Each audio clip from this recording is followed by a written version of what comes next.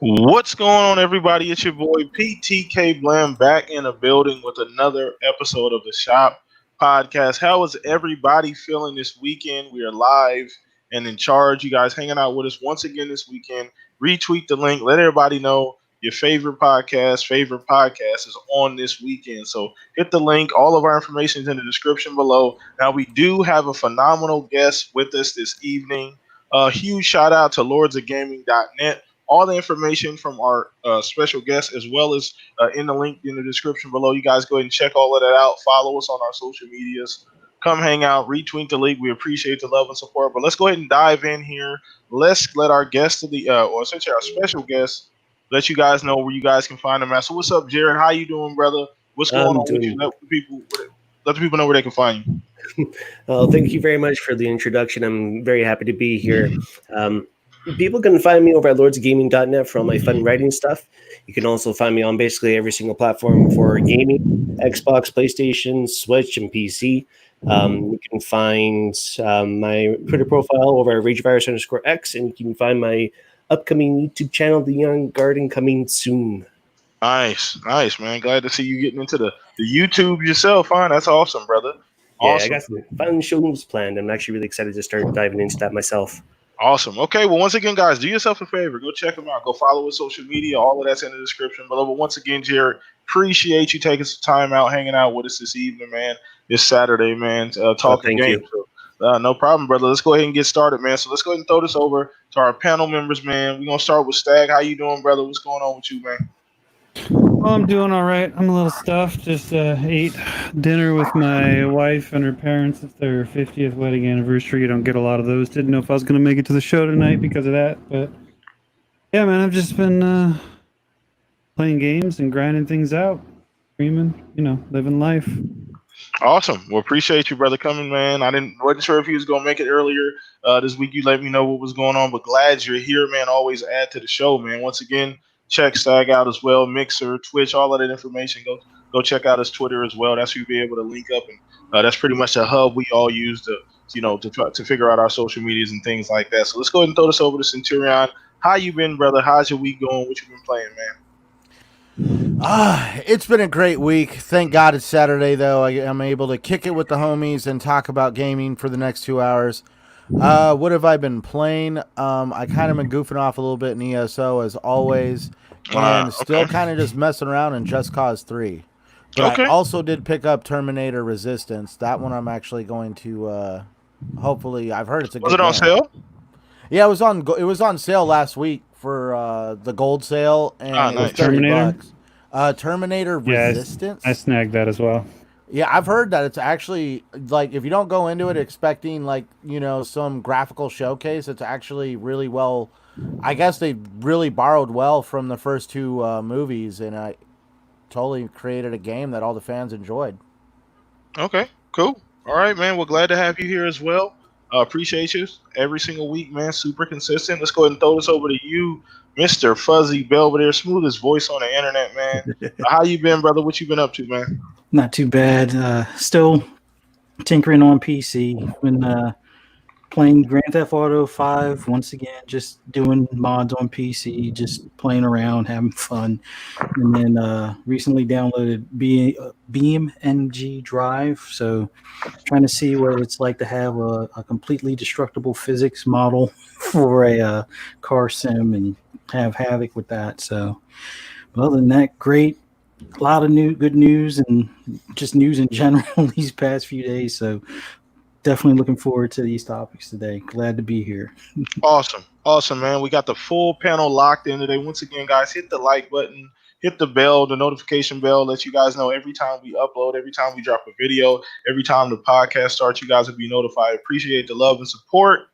Thank you guys so much. Let's go ahead and dive right into the topics, man. So first topic, we get into the poll of the week this week, man. So once again, if you're new here, the poll of the week is something that I do every single Monday on my Twitter account. Once again, all of the information is in the link in the description below, man. Let's go ahead and get with it. So the poll of the week this week actually was, since Xbox and Sony are doing digital events, do you think going forward should E3 make any changes to their format? Now obviously, due to everything going on with the world, we haven't had an actual, any physical conferences anymore. E3 was essentially canceled. So going forward, if these digital events, you saw the numbers that the Sony event did. You're talking about what I think it was concurrent between Twitch and YouTube, and there's a couple mil, like 2 or 3 million, which is crazy. And that was a digital event. So with seeing that type of success, we're gonna start with you on this, Jared. Do you think E3 needs to do anything different going forward? Well, yeah, because I think in the past couple of years they kind of needed to change some things in order to stay relevant in the first place, especially after I think it was last year where the big data leak of all the journalists and stuff like that attending E3 happened from the ESA, and they still haven't apologized for that. So I think, like, honestly, in some regards, to the show floor, to everything in general overall for the structure of the company and E3 in general, there's some reshaping and restructuring that definitely needs to be done. They definitely need to have a little bit more of a hands-on approach with the fans, but also still properly provide a trade show for the developers, because a lot of backstage backdoor deals are actually done at events like E3 and Gamescom and Tokyo Game Show. Because so now without E3, you kind of don't have the opportunity. So they need to make sure that they come back, if they do actually come back, because they say they'll be around for 2021, but we'll see after what happens this summer and if it goes smoothly. But yeah, I think they definitely need to be a bit more hands-on with the fans, provide a proper trade show if they do really come back, and make sure it's not very lackluster. Just make sure it's exciting for people to attend, really, and just make sure it's safe for people too. Okay, cool. So those are very those are very normal standards. Like I thought maybe it would be something a little bit crazier, but that's not really anything crazy. not too many changes. I know E3's done a couple things. They opened it up more to the public because it used to be it was just press only. You had to have essentially a press pass to get in. Now it's public, so that did bring in some fans. The numbers actually have gone up year over year the last couple. So they've tried to do some things. Obviously, they're probably going to continue to tweak E3, maybe make some changes. I don't really think they need to do much. I mean, you can't really replace getting people these people all in one building one time a year. Like, that's really hard to replace that communication, the face-to-face time, brands really being face-to-face with their consumers. You can't replace that because, like you said, a lot of things are done. A lot of ideas, a lot of things are changed. A lot of things happen when you meet face-to-face that can't happen over a video call. Correct. So you can't replace that. So anytime anybody tells me, oh, well, E3 is dying instead, I always think back to that. Like, you can't replace that face-to-face interaction that these developers get at conferences like these. So let's go ahead and throw this over to you, Stag. Where you at on this one, man? Do you think they need to make any changes next year? I mean, I don't even think there's going to be a show next year, given the current state of the world right now. But if there is, hypothetically, I mean, I don't know. I mean, it's not for me. I went in 2019, and I don't know. I don't know how they would make it more interesting for someone like me. I don't like large crowds of people, so there's that. Do they need to change? Man. Fuck. Honestly, I don't really have a big opinion on this one. It's almost, my opinion is I don't care. I voted no, but I don't think I care enough to really validate this thing. I mean, I agree with what Jared said though. He made some very valid points, and I don't disagree with that viewpoint at all. I don't know. I mean, conventions are good. It's good for the industry. It's good for fans. I don't know what they could do to make it better, to be honest with you. So. Okay, that's fair. I mean, that's a fair assessment. It's not. I mean, it's E3 is an annual event. They've tweaked it year after year after year to try and get it as best as it possibly can be. So we'll see where this thing goes, even if we have one next year. So Centurion, you up, brother, man? If there's any changes they can make, anything you can see that they can improve upon. I mean, you see the numbers that Sony did with that digital event. I mean, obviously. That helps be it the fact that nobody can really, we can still go out, but people are still being cautious staying inside. So where you at with that, man? Right. Well, all right. For starters, everybody's tuning into the Sony event because those guys were so quiet that literally the whole world is like, they got to show something. So I'm just saying I think the whole world tuned in because, like, literally we have waited long enough for Sony to speak. And also to point out, this is the first event Sony has done in over a year. So heck yeah, the whole world's going to turn out. Anyways, does E3 need to change? I voted yes. The only thing that I think E3 needs to change is they need to really embrace gaming. I understand that E3 started off its life as an industry thing for people to come together, chit chat, exchange ideas, make business deals, like Mr. Eden here said. And that was where it really got its start. And then they started involving the public. And now I would like to see E3 almost like a scale of like a Comic-Con, but to have the show actually travel around, go to different places around the country. And that's one thing you can entice people to do this, because there's some people that cannot afford to constantly go. Think about people on the, imagine how many people would be stoked if like E3 went to the East Coast one time. I've heard that idea multiple times. The E3 should be like the Super Bowl and just move around. Well, and it makes it, because the biggest complaint, I've never been to E3, but I can tell you the environment that it's held in is a very crowded environment in a very dated building. Regretfully, I've at least heard that the building that the E3 event center itself is a dated building. That's why a lot of places like Microsoft choose to go to their own theater, which is across the street, or EA is holding events outside. That's where I feel if they weren't kind of having to stay in that same event center, they won't have that problem, and they can go to some of these different event centers and try different things and just see what works. But it would actually kind of, I think, get fans excited, because there's people out there that have never been to an E3.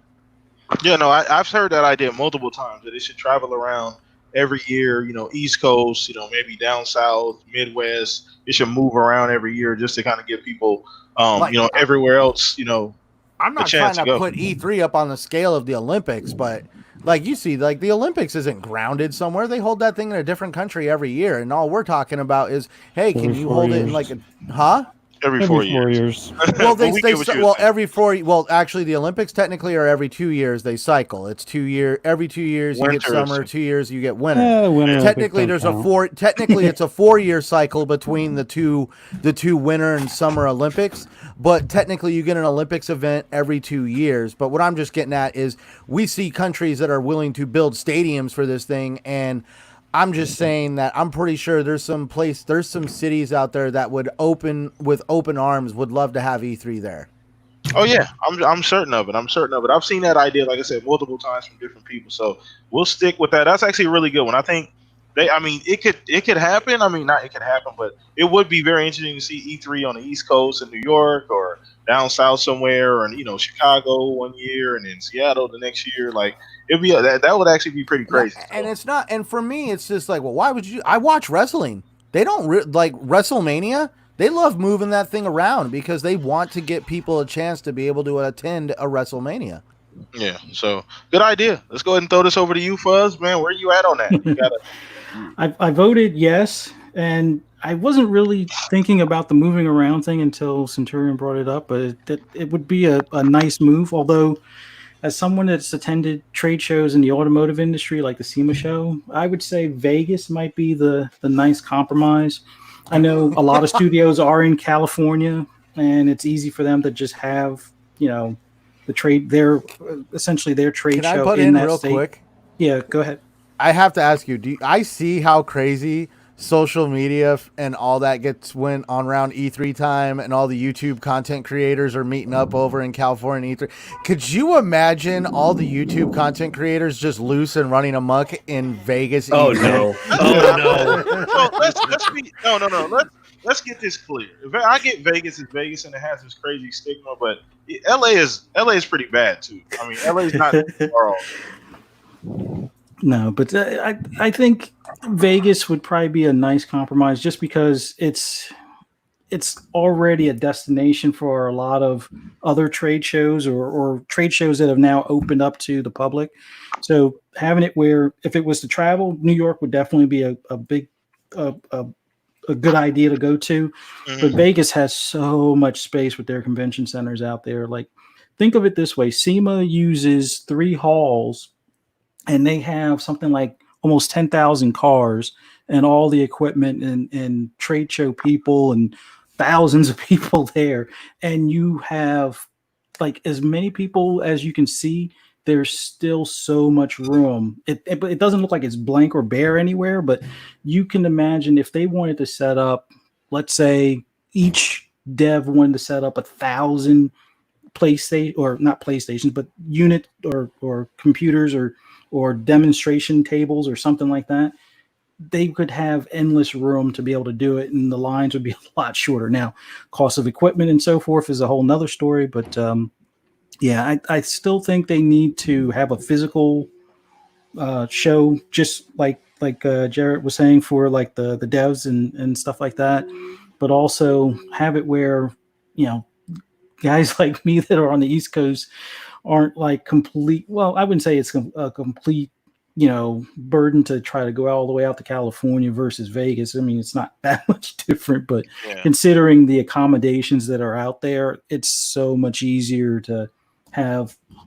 hundreds of thousands of people flock there and have plenty of room and space to work with. Yeah. But yeah, they definitely need to do something to kind of bring that spark. Like the only idea I was thinking of originally is make that the go-to spot for, as far as the general public. If you want a sample of the alpha of a game or like a demo, hand out demo disc. Although I know we're all going digital, hand out demo codes or alpha codes or something along those lines, and make that where at least you still have the fan base wanting to go out there, at least for that stuff, and as well as some of the swag and stuff that some of the devs give out. But yeah, they definitely need to work on being a center focus or like a go-to Super Bowl of gaming to some extent, at least in the States.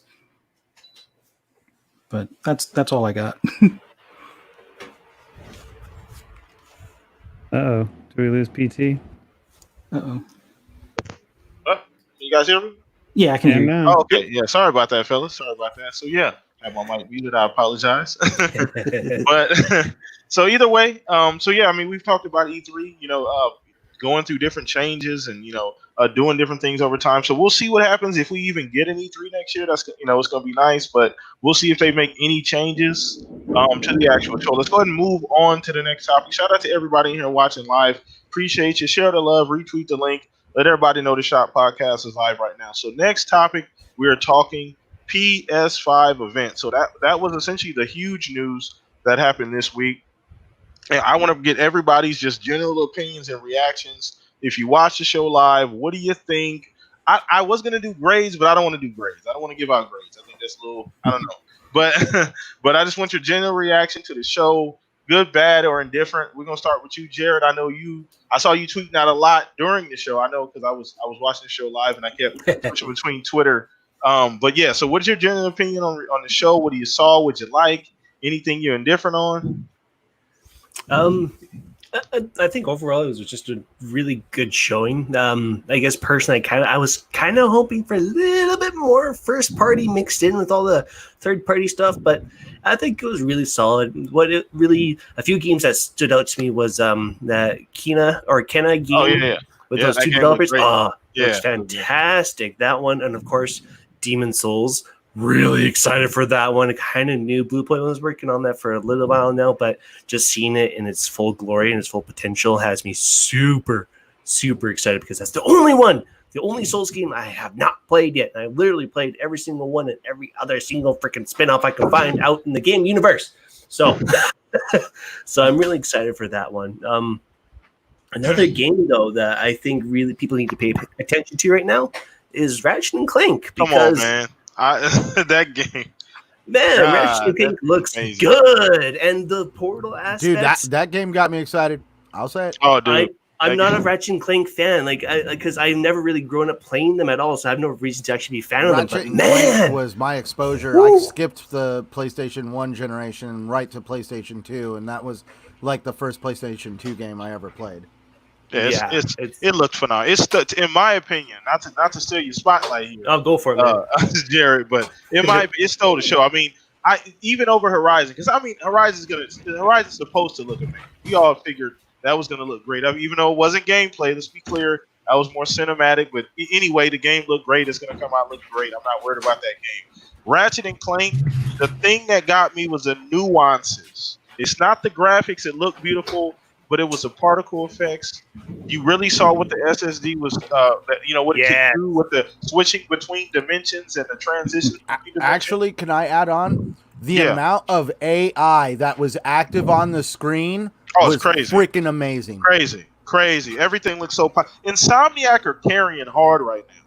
They're carrying. Like, the Spider-Man, right into the Spider-Man, we'll talk about that a little bit later. The Miles Morales Spider-Man, and then right into this, they're carrying, man. They're sitting over there. That was a huge acquisition by Sony last year. But anyway, Jared, finish your thought. I just want to get your reaction to the show. My bad. Oh, no, like...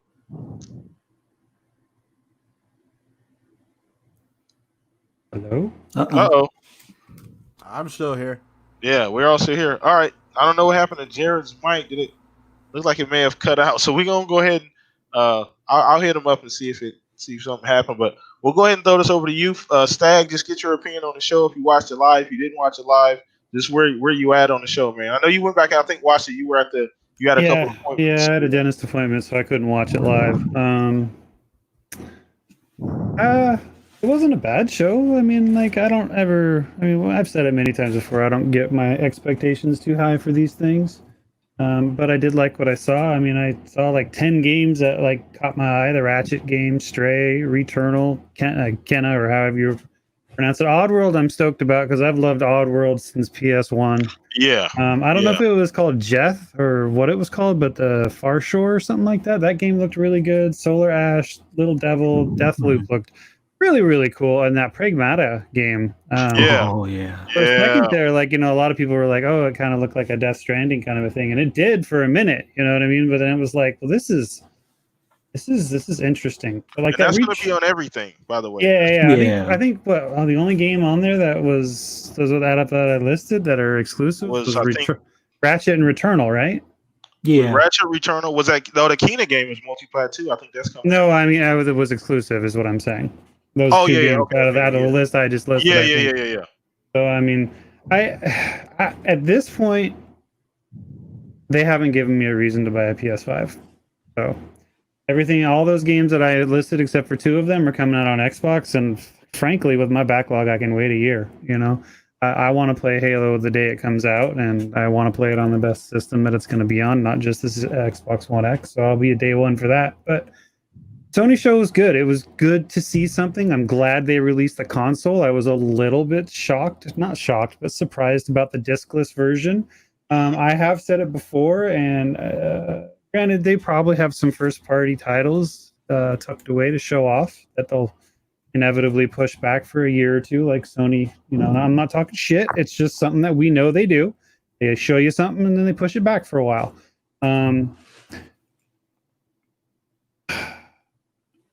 They have more up their sleeves, but I was definitely shocked that they showed the discless version, and I feel like I kind of lost my train of thought there for a sec. I feel like they blew their load a little bit early, honestly. I know you said that. I was curious about that. I feel like they showed a lot of their hand right now in that showing. I mean, they showed a ton of games. They didn't show a lot of first-party stuff, but they showed the system. They showed the discless version. I feel, in a way, they blinked first. You know what I mean? Like they've been sitting there. Everyone's been like, speculating that they're waiting for Xbox to make a move. And I think by showing that discless version, they blinked first. Got it. Okay, we can get into the nuances of that as well. But that was something that I noticed as well. I know you brought it up immediately after the show or after you watched the event that you felt like they had done that. So I don't know. I mean, overall, personally for me. Oh, by the way, Jared, so before the show started, me and him were talking pregame, and there was a really bad storm cooking up, so his power actually went out.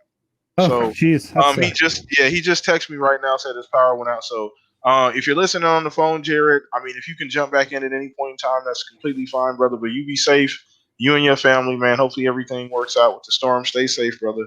But either way, we're gonna keep this thing rolling, man. But jump back in if you can. So I don't want to cut you off there, Stag. No, I think I made my point. I mean, like, I just feel like, granted, they probably have some first-party titles to show in the coming months, but I feel like they showed most of their hand at this point. Okay, So, all right. So I mean, and I don't have a reason to buy a PS5 day one right now. Got it. Got Maybe they'll show me later on, but I mean, like I said, I'm a Halo guy. That's all I needed to know for Series X. Yeah, no, So- no doubt, And I'm man. still gonna play my Xbox One X. Even like, so the backward compatibility thing is great, but like, I'm still gonna play on my Xbox One X more than I say that now. But we'll see how games look on the Series X from this current gen. You know what I mean? I have a ton on my hard drive already installed that I don't have to move from my, I don't know how that's going to work. I can't remember offhand. I'm just saying, like, I'm probably going to keep, I mean, I have 3 systems hooked up right now that I can just swap to. Yeah. And I got my PS4, my 360, and my Xbox One X. So I will probably add the Series X to that because I have a HDMI switcher that has 4 channels. So I got one more spot. All right. Yeah, so go ahead. All right, no, you're good. You're good. So, I mean, overall for me, I gave it about an 8 out of 10. 8 out of 10 for me because I mean, Ratchet and Clank stole the show. As I said earlier, I think Ratchet and Clank looked phenomenal. It almost sold me itself on the PS5. I'm definitely getting the PS5 at this point. Probably not day one, like Stag said, very similar, but at some point in time, probably early next year, I'll probably pick one up just because I want to play that game. Obviously when Horizon comes out, I want to play that. But I think it was a good show, solid show, consistent. Go ahead, Stag. I still have a ton of unopened PS4 games to play. Like, and if they're not super addressing the backwards compatibility issue, I'm gonna get through all that before I jump into next gen on PlayStation. To be honest with you, so I mean, they've said multiple things about backwards compatibility for the PS5 with the PS4 kind of stuff. So until we know more, I'm just unwilling to just say yes, PS5 day one. Got it. No, that's fair. I'm not day one either. That's 100% fair. So. But later on down the line, I definitely, like I said, that stole the show for me. The consistent gameplay that was good. Notice there wasn't a whole lot of release dates. Obviously, it's still a little bit early, so I didn't expect a ton of release dates. Not a whole lot around the launch time. I think there was maybe 2 games we saw that were said holiday. One was a Miles Morales. The other one was what else was coming to holiday? Which one had a holiday? Oh, I think wasn't Ratchet and Clank holiday? Did that say holiday? I can't remember specifically. There was maybe 2 or 3 games that said holiday. So not much coming out around, as we know right now, coming out around the launch of the actual PS5. So that's still something that we need to see as well. Not a whole lot of launch titles. So we're going to throw this over to you, Centurion. Where you at, brother? You watched the event. Have you gone back and seen everything that they showed? What was your opinion? They held the event while I was at work, so no, I didn't watch it live. I watched it later on that night. Jerks not checking with your schedule. Huh? Those jerks not checking with your schedule. I know, right? And they need to really fix my my stock check because I'm an investor, damn it. Anyways, I actually enjoyed the show. I did kind of chuckle though, like it almost felt like they were tooting their own horn. Like I think it's funny how Stagger said they blew their load. I mean, like you could definitely tell they're really into themselves. I mean, blew something, dude. Cutting to like the square X, like the PlayStation symbols, and just showing them over and over again, and then they get you hyped thinking that they're gonna show the console, and then they show the controller. And then finally they show the console. I mean, like, it was like a build-up the whole time. So definitely put together well, we'll say that.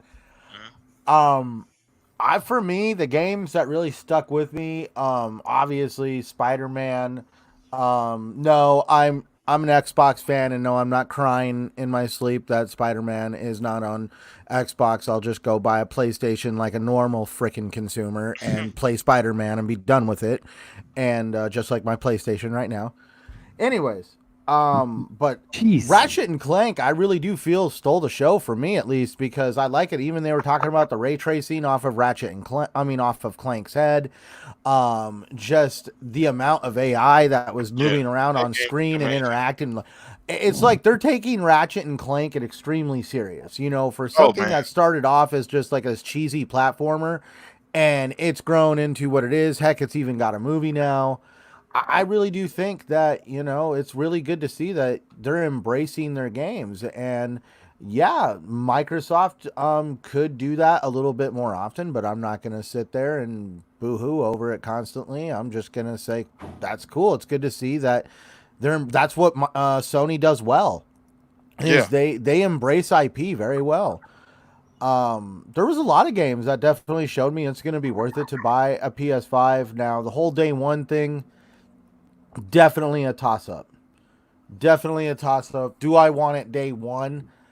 The only reason why I don't think I would want it day one is because I would be too busy juggling what's going on Xbox. Okay, I think that's fair. I think that's a fair assessment. I think, and not to interrupt, but I saw what Shansu said about he would get one when he finds out that they're not burning down people's houses because of how hot they're supposed to get.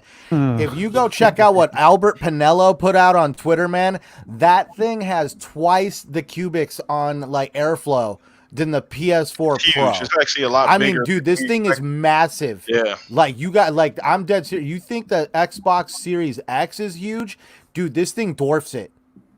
Yeah, it's pretty, one thing that I thought was funny was Shansu just brought it up that cartoony games are okay now, and yeah, that was the one thing I did notice from the show is there was a lot of cartoony games and a lot of indie-looking titles, and how much shit did Xbox get on their last show for cartoony games and indie titles? Go ahead. I was just going to say, how is it people can't see it coming? It's going to be a typical PlayStation launch lineup. You're going to have a couple of great titles sprinkled here and there. But no Knack 3. But you're good, right? Has no games, so you're going to worry about it. Right? But you're going to basically be getting a lot of third-party and second-party games to basically fill in the lull that is coming from a launch. And that is typical from Sony. I'm just saying, we all remember how it was with PS3 and PS4. Software just was not everywhere. Yeah. I love cartoony games and indie titles. I saw a ton of shit that I was like, "Ooh, yay, fun games!" But then I found that out there on Xbox. First parties. I can fucking wait a year. Well, this is the thing. So the issue with Twitter and being on places like this and being as close to the community as a lot of us are is that some people think that everybody that plays video games is on Twitter. That is completely not the case. That's our own. Everybody that plays video games is on Twitter. Like, some people think that is the entire population of video games. If they're not on Twitter, they're not gaming. I'm sorry. The only person I know physically that I could physically talk to, not outside of these microphones, but I'm talking in my physical social circle, in my professional life, I am the only person I know that uses Twitter. I don't know. So the crazy, like I said, where I was going with that is that some things just seem like they're really happening when they're not. PlayStation makes all types of games.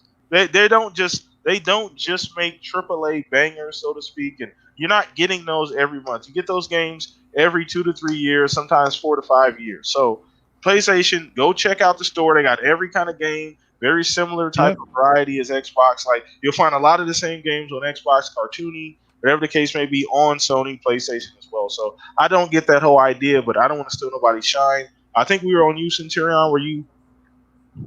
Oh no, no. And now actually, I like what other Zinc said. Also, big ass consoles are okay all of a sudden. Oh, well, that's fine. I mean, either way. I mean, we didn't know what the console looked like. But I was saying, like a bedpan, dude. I remember when the Series X was revealed. We had, oh my god, we had refrigerators. We had the and twin it's smaller towers than the PlayStation 5. Oh, dude, now have you seen the one? Have you seen the one where somebody did it on the Pope? It's the Pope's hat. Yeah, I've seen that one. That's hilarious. Yeah, there's a bunch of them. There's a ton of them. So, I mean, it's interesting to see. It's interesting to see now that we know what both of these consoles look like. The two different design ideas, the two different directions they were going. I mean, to be 100% honest with you, we've seen a ton of like mock-ups, like fan-created versions of the PS5. So, and a lot of those, I'm be honest with you, I probably would have preferred over the design that they ultimately chose. But I mean, they have it the way they have it for a reason. Now, let's go ahead and throw this over to you, Fuzz. Get your opinion on the PS5 event. What you saw, likes, dislikes, overall reaction. All right, I'll try to keep this quick. I like the overall. I'll say like an 8.5 ish. To start off the show with Grand Theft Auto 5. Okay. Come on, we're not. For Christ's sakes. Here's Not you, here's just- here's the first thing I took away from that. This game being on 3 generations of consoles now. Bye Grand Theft Auto 6. It is not coming out, not even next generation. Bank on it.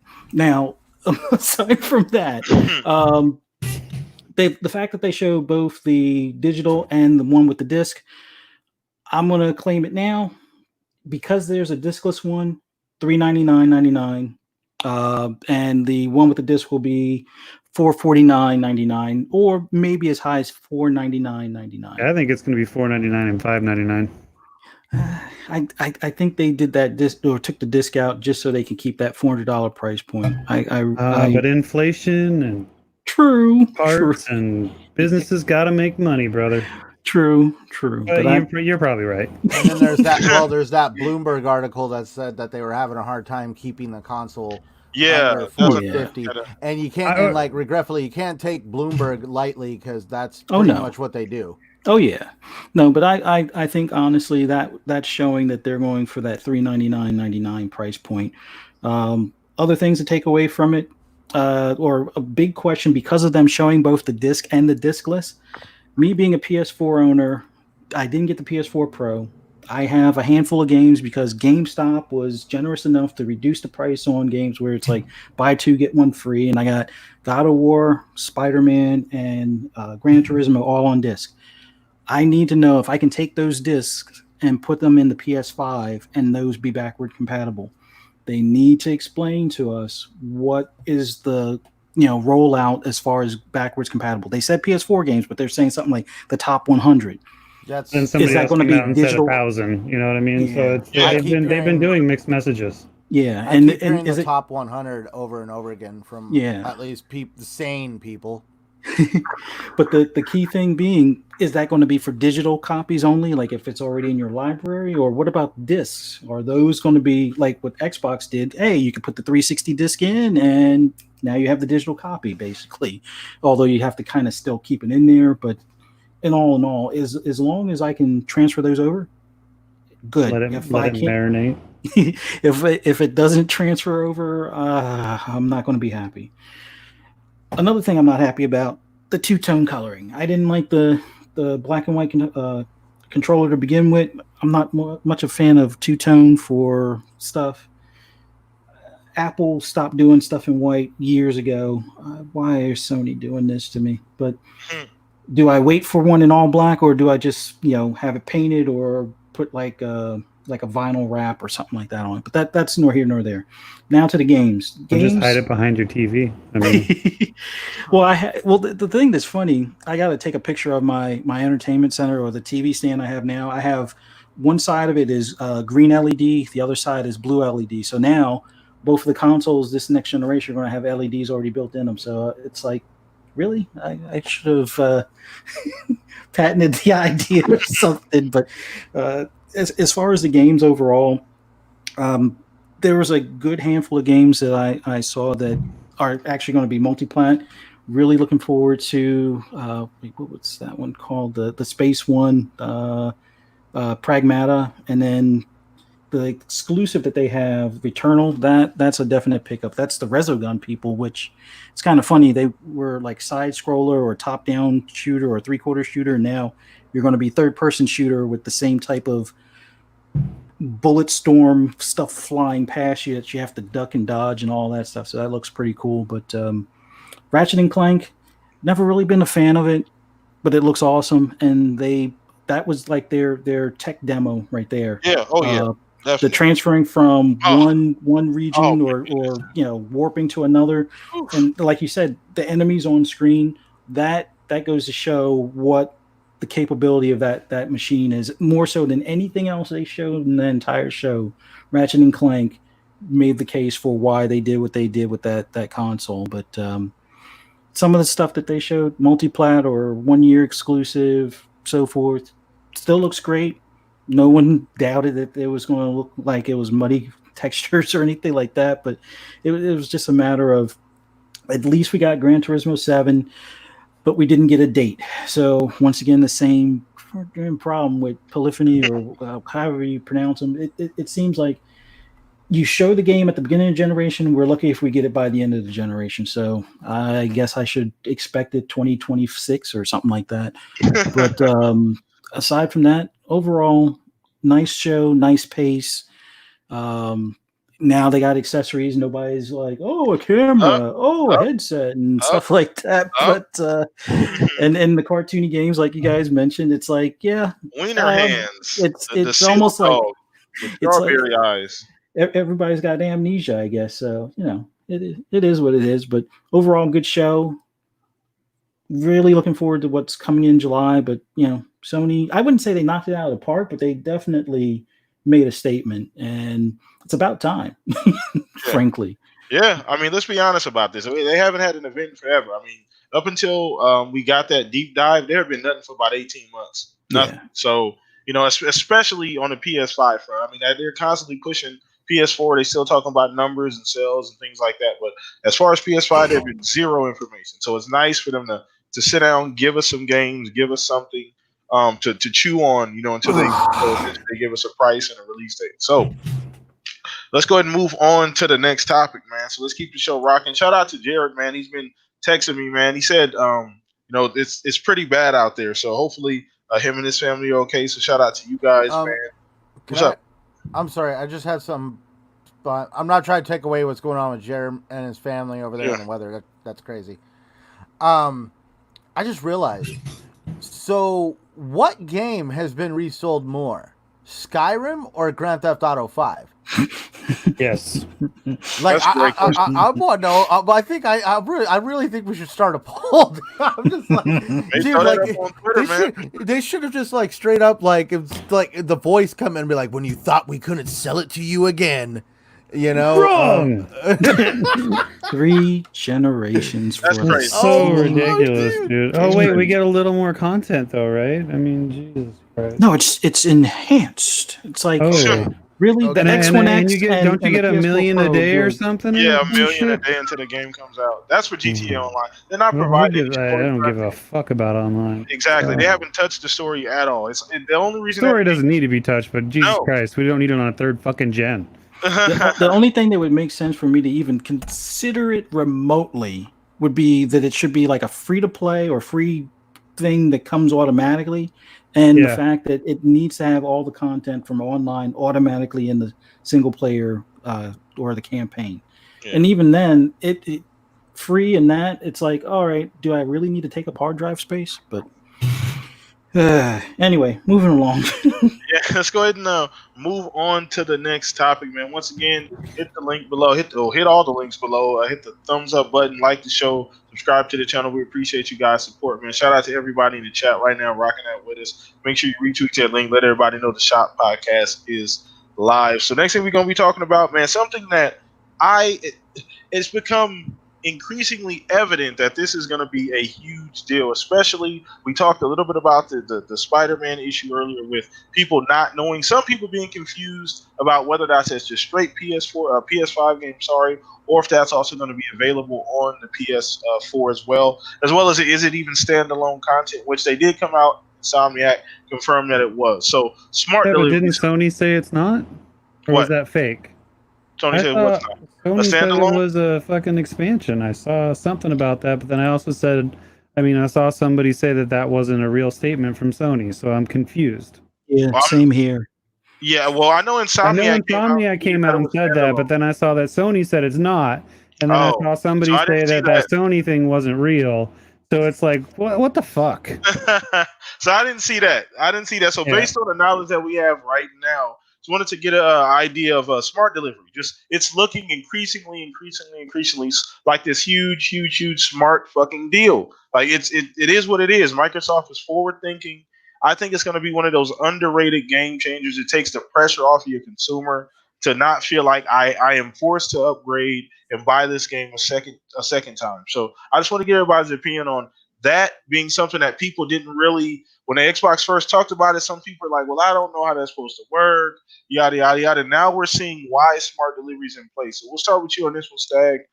What do you think about, the fact that just seems like a super forward-thinking idea at this point, especially due to what we saw with Sony.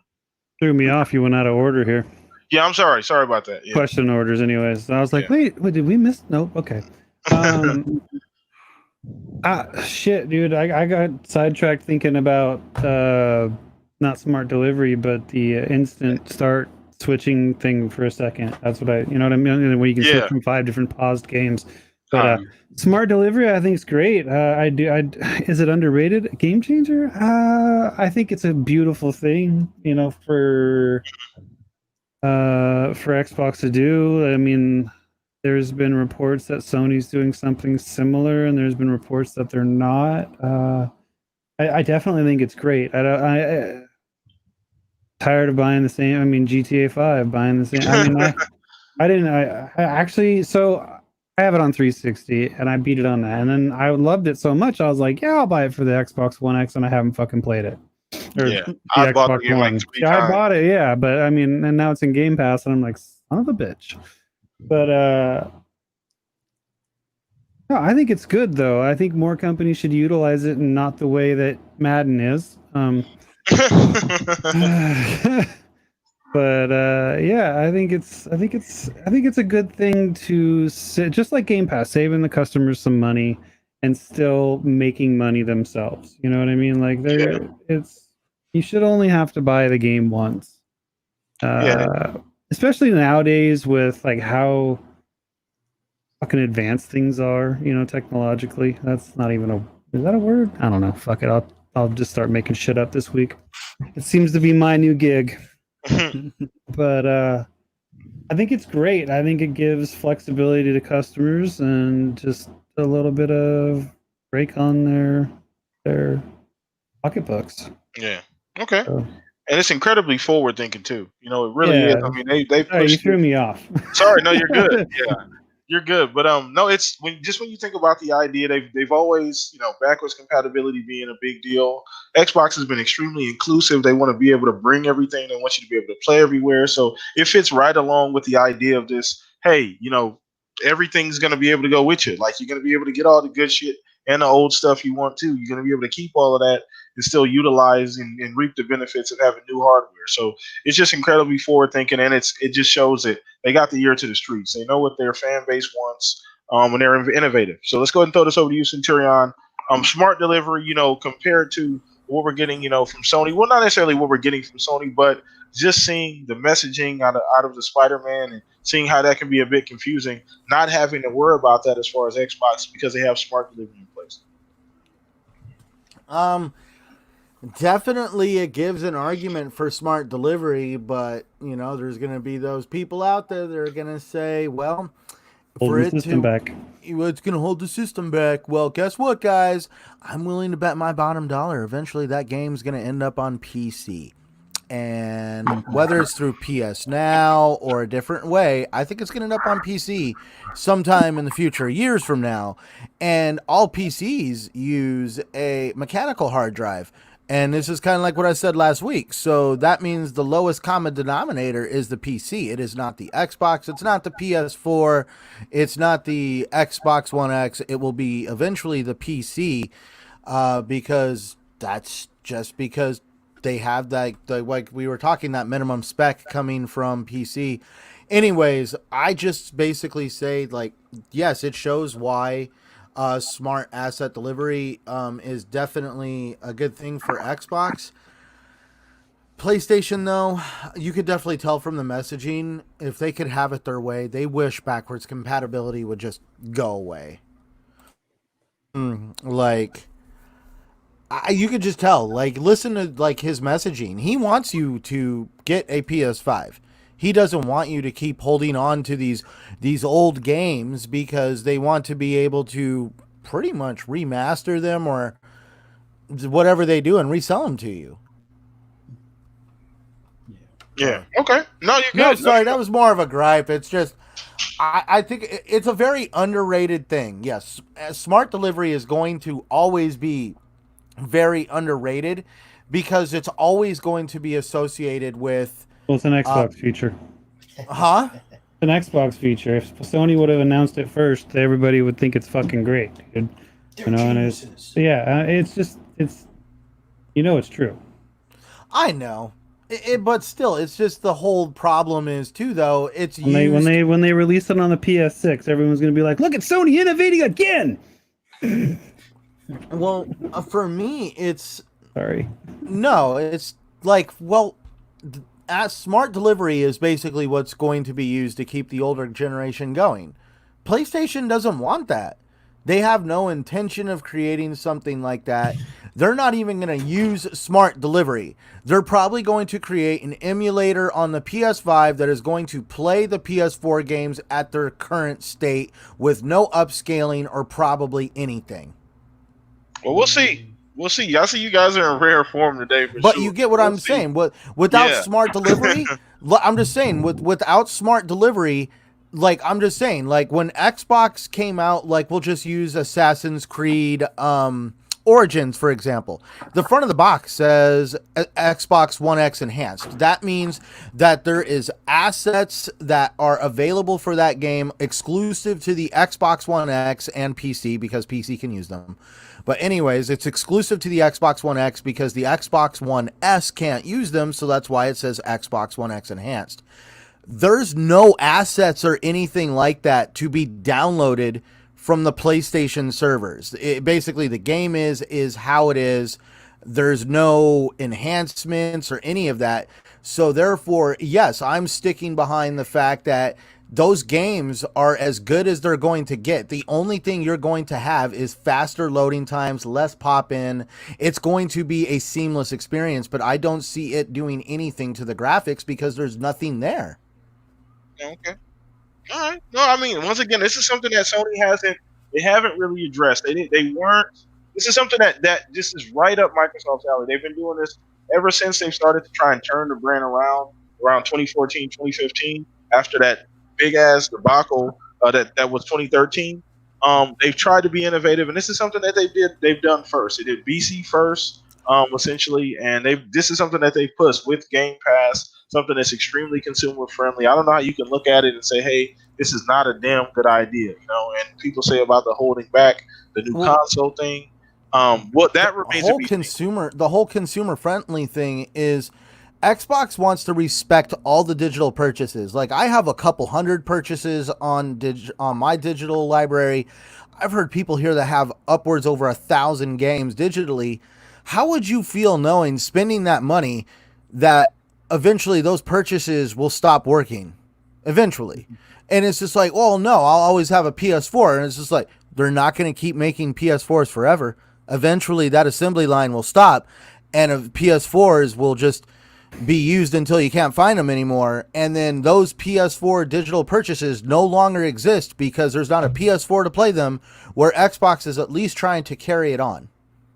So I mean, so once again, we'll see if both strategies have been effective thus far. It hasn't really hurt Sony so much. We'll see how that goes into next gen. We'll see how if that trend continues, if that's sustainable or not. So I'll give them the benefit of the doubt right now because their games do still sell well. They review well for whatever reason, one reason or the other. They still do what they're supposed to do. So, and they have been extremely successful in selling hardware and selling their games. So I'll give them the benefit of the doubt until I see otherwise at this particular point. So let's throw this over to you, Fuzz. Get your opinion on that. Smart delivery. Just the idea that you can bring these games, and it's not something that Xbox has to worry about as far as their messaging. The less they have to worry about as far as their messaging, I think the better. Yeah. So I think it's something that they thought ahead of time. We don't even want to have to explain this backwards compatible shit at all. We're just gonna make sure everybody can take it with them. So where you at on this, Fuzz? Oh, it's an awesome idea from Microsoft. One that I'm very happy with. It's kind of, I guess, been the mantra with Xbox One X enhanced, like Centurion was saying on the box.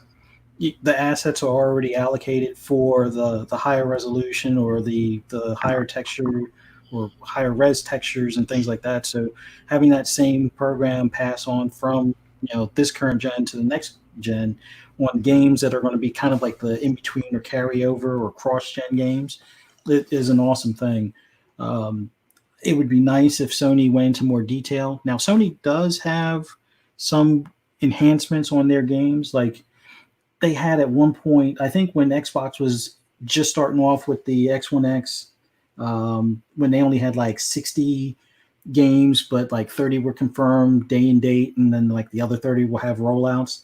I think Sony was at like, I would say 80 or 90 that were enhanced for the Pro, but some of those enhancements actually they weren't as noticeable in comparison to like the base PS4. So like your what do you call it? Horizon Zero Dawn. On the base PS4, you have more fog to kind of cover the draw distance. The draw distance is a lot better on the PS4 Pro, but then some people complain because it doesn't look as realistic, because you would expect the morning mist or the morning fog to rise off the grass to kind of be there, and it's not present on the Pro. But the draw distance goes way further than it does on the standard. So it'd be nice if they went into more detail on a possible similar program, especially if they're going to have the backwards compatible games supposedly playable on the PS5. Hopefully it's not an emulator where it's just like, oh, it's going to play it just the way it was on the PS4. Hopefully there are enhancements, especially considering the makers of Gran Turismo had talked about 8K. Some of these cars in the PS4 Pro version are, rendered or based on a scale so it can be upscaled to 8K. And it's like, well, anybody okay. but me think the hand in that car looked cheesy as fuck. For Gran Turismo, when they were showing it? and then it was just like, well, the rest of the game, like the whipping of the outdoors looked great, but that fucking hand graphic, I don't know why, but to me it just did not look good. I think it's one of the newer interiors, because I know they recently released that Mazda like kind of concept GT3 car, but overall Gran Turismo, they are going to need to kind of go into more detail on the number of tracks, number of cars, and what other enhancements we'll see versus what was on the PS4 Pro and PS4 Standard Edition. But yeah, there's some things that aren't as detailed, but then they go into so much greater detail on like the wood steering wheel for like the Shelby Cobra and stuff like that. So it's like it's kind of a hit or miss on some things, but overall, if Sony had that system, I know a lot more people would be pumping their chests about it, in showing that, oh, Sony's the innovator. But smart delivery, it's here. It's an awesome feature. They couldn't have done a better job, especially considering, although I don't know how it's going to work with Grand Theft Auto 5, which, by the way, you have to buy it for your PS5. Hopefully, if you already have it on your Xbox One X or on your Xbox One, hopefully smart delivery carries over for that Rockstar game as well. So, hey, that automatically saves you $25 or $29 or whatever. Buying that game for the 12th time.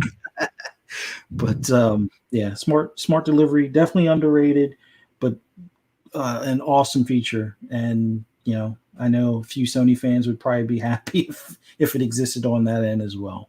Okay. All right, cool. So let's keep the show going, man. We got a couple more topics before we wrap this thing up. And once again, shout out to everybody watching this live right now. Retweet the link, like the show, subscribe to the channel if you have not already. We appreciate the continued support. So let's go ahead and talk about, this is something that I was thinking about now that we have the Sony show done. Well, at least that event done. I've heard rumblings and people talking about there's going to be another one later. So that remains to be seen. I think obviously there's going to be something later because we got to get a price. Now they can just put out a tweet for a price. They don't really have to do a full show for that. But some people are speculating they have a whole nother show, kind of put to the side for that kind of stuff. So we'll see. But so we know that's the Sony event that we just passed. So has that changed based on what you saw there? Maybe Xbox's path. Like, do they need to do anything different? Just stay the course. Where are you guys at on this? So let's start with you, Stag. I kind of got an idea of where you at. You probably don't care much about that, but where you at on this, man? I don't care about your opinion at all. You're right. No, I don't. No, I have said it before, and I will say it again right now. I think Xbox has a roadmap that they are sticking to, and they could almost give two shits what Sony is doing. Sure, they're keeping an eye on the competition because that's what good businesses and competitors do, is they see what other what their competitors are doing. I hate saying that word like 4 fucking times in less than a. Anyways, but I really feel like they made an early roadmap and they said this is what we're gonna do when we're gonna do it. Now I definitely think the pandemic changed that format just a little bit because they couldn't do FanFest E3 like they wanted to. But they just shifted that to, a little bit of news here, an event there, and everyone's freaking out that they're not doing something in June. Well, they never said they were actually having an event. They just said news every month.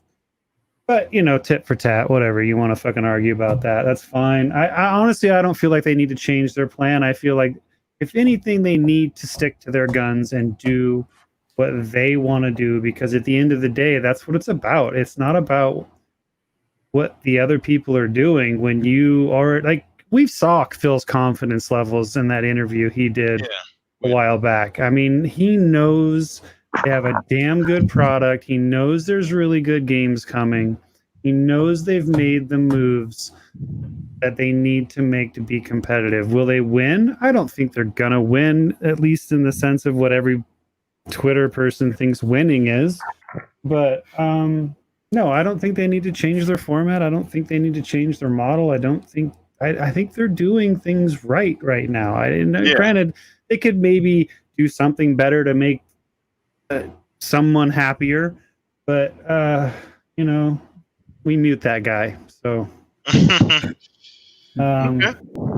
yeah, I think they should just keep doing what they're doing and keep the consistent rollout of information. Got it. Okay. So once again, Chad, this question is for you too. So let us know what you guys feel about, what we're talking about. Let us know in the comment section, what's going on, where you guys are at on this, just checking your temperature. So let's go ahead and throw this over to you, Centurion. Where you at on this, man? Stay the course, essentially, at this point. Now, just before you start talking, I didn't expect, honestly, so before you start talking, let me just get something out real quick. So, I wasn't even actually asking this from the perspective that, like, is it based on what Sony is doing? Just so essentially, like, the information that we've already gotten from Xbox and just the direction of where they were already going as well. So take that into account. Not necessarily Xbox being reactionary to Sony, just based on, fundamentally these two companies are going down two different paths. So go ahead. I just wanted to kind of clarify that. Well, what I really think Xbox should do is they need to get some really good zoomed in resolution shots of the Xbox One logo, the Xbox logo sweeping, and then kind of I want some really zoomed in shots of the Series X, something to kind of show the contours of the square structure. No, I'm playing. Sorry, I'm picking on the PS5 event now, I guess. Anyways, yes, they are going in total different directions. Do they have to do anything different? No. They need to keep doing what they are doing because the industry is noticing that these console companies are running not only in different directions, but opposite directions. They're not even anywhere close to each other. One company wants to embrace the older generation. The other one wishes to shut it out as quickly as they can. Also, you can just see that Xbox, like they were talking about, Phil Spencer has definitely... what was the word that was used? Confidence in the product that they have created. He knows he has a very powerful, capable machine, and I'm looking forward to next generation. It's going to be great. We're going to see definitely an advancement in console gaming. We're already seeing the lines being blurred. I don't expect neither one of these companies to be any way alike. At the end of the day, I prefer Xbox because of what Xbox does and how they've been doing it. Yes, there's a little bit of tweaking, but you know what the nice part is? Xbox is definitely one of those companies that really loves to embrace its fans. That's where there's Fan Fest. And they do listen to their fans, and they do change a few things. And I'm really looking forward to Xbox's show in July, and hopefully we're all going to be blown away. And we see the exact same thing that Phil Spencer sees, and we're going to get a really awesome event in July. Awesome. Yes, I have no doubt. I'm super hyped for the show. I'm just waiting to get a date and a time. So that's really all I'm waiting on at this point. So let's go. I think that now a date and a time. I'm not trying to interrupt. I really do think though they're gonna. I really hope, from true Xbox fashion, they go on a Sunday. Well, we'll see. We'll see. I mean, I don't know if I have a preference at this point as to when it happens, but we'll see. I'm just curious. I would like to watch it live, and when it's I'm going to for sure. I I'm don't gonna matter. send an email I to Phil can't- for you, dude. Be like, hey, turn We'll on. Cannot watch these shows live. Can you hook a brother Make sure up? it's on a Sunday. Well, he's a actually, stockholder, and he needs to be at the meeting. we all know here Fuzzy tries to keep it on the DL, but we all know he's one of the Microsoft executives over there. You know, it's why he's like smooth operator over there. I wish. He's over there. He's like, when he's like, I'm building a PC. He's like, actually, I'm building one of the servers over here at Azure right now. And but oh man. Anyways, sorry. Now I totally lost train of thought. No, you're good. You're good. We're gonna throw this over to Fuzz, man. Get his opinion on, essentially. I mean, do they stay the course? You know, any tweaks they can make? Just your opinion on where they're at right now, where they were going. I think not necessarily that they should change any course or anything, but it would be nice to get more details on like their headset compatibility. I've been hearing some rumblings that it's not going to be Bluetooth. So if that's going to be the case for the X Series X, kind of flesh that out so we know in advance. I know that anything that's on the current generation will be able to transfer over, but just for anything new specifically for the new console, just because I guess Sony showed that they're going to have their own headset, like a real headset and not just earbuds this time around. That's their own product. It'd be nice to kind of get, maybe a little bit more detail on that. And then as far as the Lockhart or the X Series S, I mean, they've already showed what will probably be their cheaper hand to kind of, meet a certain budget point. It's time to possibly show that. I mean, they're probably going to do both of those things anyway, so it's not like they really need to change anything. But it would be nice if they maybe drop that in the June news thing that they're going to do, so that way July is completely clear for first-party stuff, maybe pricing, maybe pre-order date. But in any event, make the July, or keep the July more so about first-party games and some of the big AAA third parties and things like that.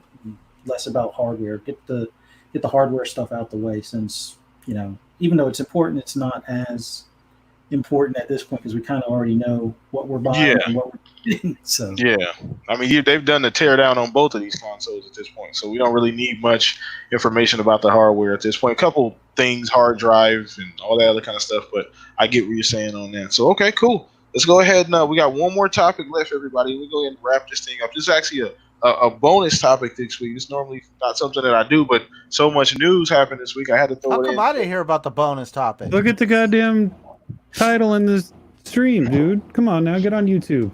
I saw that, but then I was going to be like, oh, how come that wasn't... Yeah, that's the hidden topic. Yeah, I know, right? So we're going to be talking a little bit about, if you didn't hear, WB... what'd you say? I'm telling me, he has to press copy and paste. So we got to copy the message you send us to get the hidden topics. Yeah. So, you figured that out yet? Anyways, go ahead. I thought we had to have the secret decoder ring. Oh, that too. Yeah. Anyway, so WB essentially is selling their games division. This is first reported by, I believe, IGN, and a couple other people reported it around that same period of time. So just wanted to talk about that a little bit. Super interesting, especially right around this time of the year. Any ideas on that? Like, just anybody's ideas on that. So any one of you guys can take that if you want to take it. So I thought AT&T was looking to sell the WB. Was it AT&T? Yeah. I'm sorry. Well, I think doesn't AT&T own them? Yeah. AT&T. I just googled it real quick. They're looking to sell WB Interactive. But have you seen the price tag on that thing? Let's go Xbox. So just $4 billion. So just think about me. $4 billion ideas? Are you high? You're getting a lot. Yeah, but $4 billion. Yeah, I mean, you're getting a lot. A steep I'll tell you who's not buying it. Too much, but no. I mean, look at the IPs, look at the game. I mean, you're getting quite a bit for that. It's not. Who's gonna buy that though? Who's gonna buy that though? I have some ideas. Now, wait a minute. Microsoft. Who's gonna buy that? Amazon or Microsoft? All right. Sony's not buying that.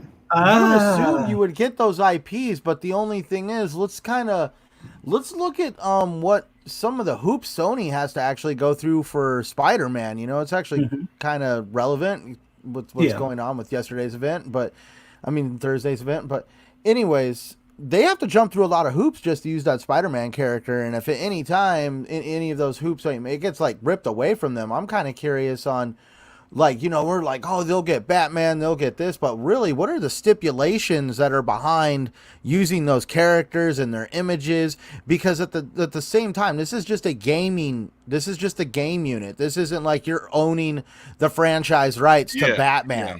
So definitely, I'm curious on what really are they trying to sell and what are the stipulations behind that. Dude. Definitely, we're never going to be privy to that. And if Xbox doesn't buy them, it's going to be like, oh, Xbox never buys stuff like that. Maybe but you know what? We're not privy to the deal, and Phil Spencer could be like, oh, hell no, I don't want to do that. That's crazy. I'm seeing Take-Two, EA, and Activision Blizzard are all interested in the gaming division. Yeah. And that's because they have valued at $4 billion. That doesn't mean that's what it's going to sell for. No, but they showed interest. But we're also talking about companies that do like to microtransaction a lot of games, and Microsoft definitely. I know they have games with microtransactions and stuff like that, but I don't see them being these companies that are ready to strip mine a franchise in the name of microtransactions. So I mean, it's interesting. Oh my God! No, but go ahead, Fuzz, because I know Fuzz. We talked about this on, just on Party Chat the other day. So where you at on this, Fuzz? I think it's going to be Sony, and here's why. Sony. No. I'm just messing with you. with Sony, they're going to want another superhero franchise possibly, and they'll probably do some backdoor deals that will allow them to also share, proceeds or profits from not just the game, but possibly future movie deals and so forth, because they like putting hands in all of that as well. But so they're going to leverage the entire company to buy this? No. they're a $50 billion company, but they got two very key, segments in their company that I have a feeling they're going to offload or share technology on. The first one being, everybody thought it was weird. Why is a video game company making a car? Well, that type of technology to compete with Tesla, they're not going to be the ones to do it. Somebody like Honda or Toyota will do it. And what better way than to have them kind of team up and sell that technology to Honda?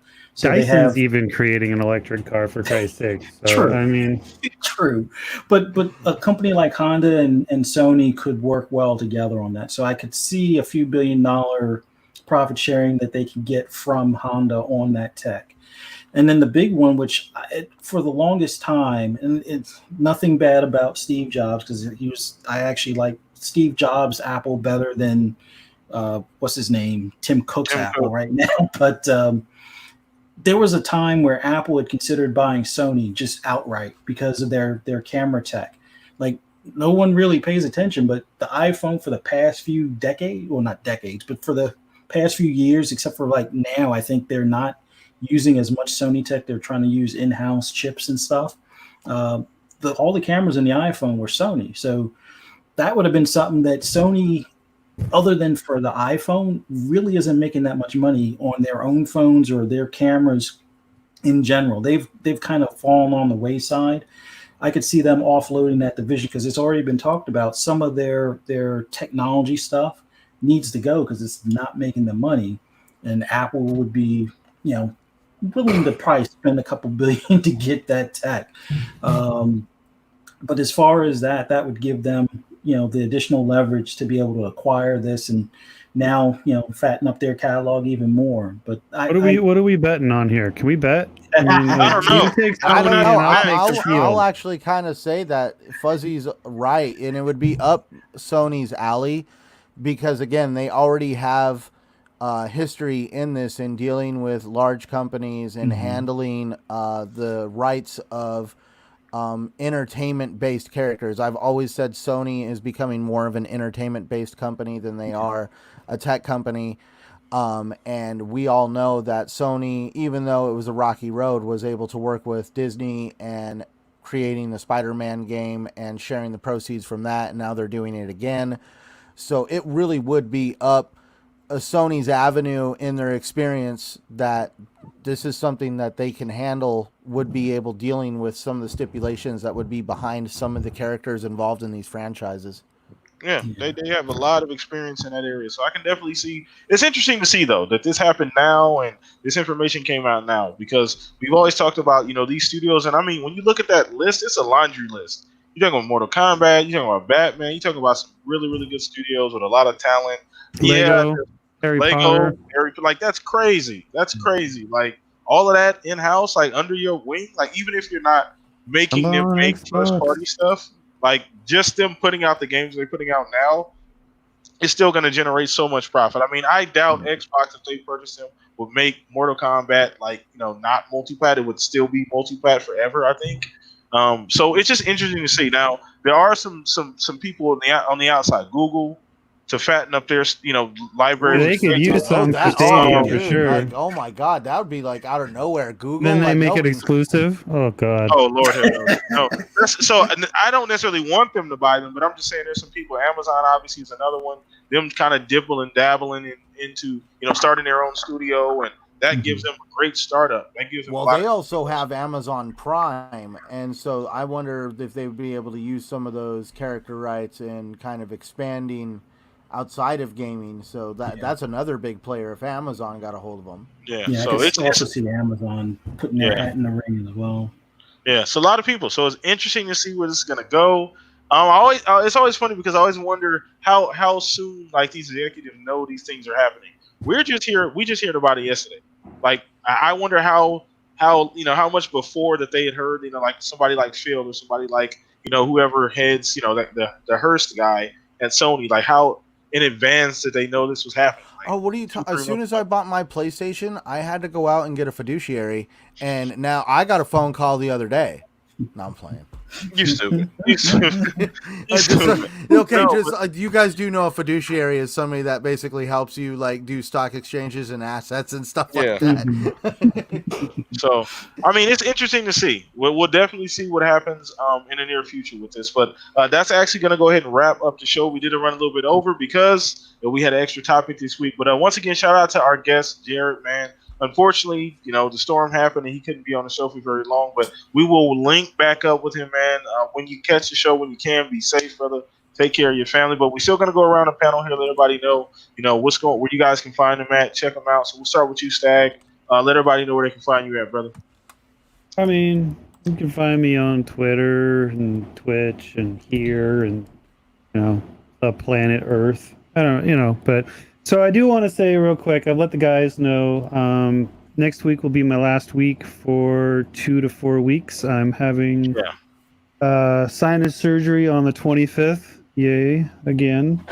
So I will be taking a few weeks off to recover from that. So until then, you won't see me. After the 25th, you won't see me for a few weeks.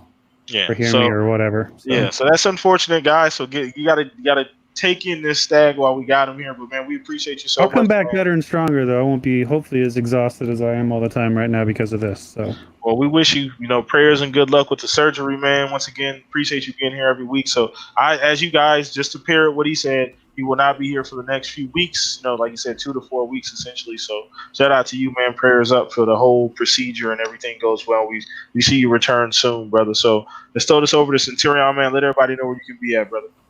Or let everybody know they can find you. I'm sorry. They can find me on Xbox Live, Twitter, and YouTube at Centurion1307. I also kick it here with you awesome guys every Saturday night right here on the Shop Podcast. And I also hang out with all the guys over on the TXR Podcast every Sunday night. And Stagger, please quit fibbing. You have to have sinus surgery because you are always putting your nose up to us AAA gamers. Hey, man. Right up your asses. Too much.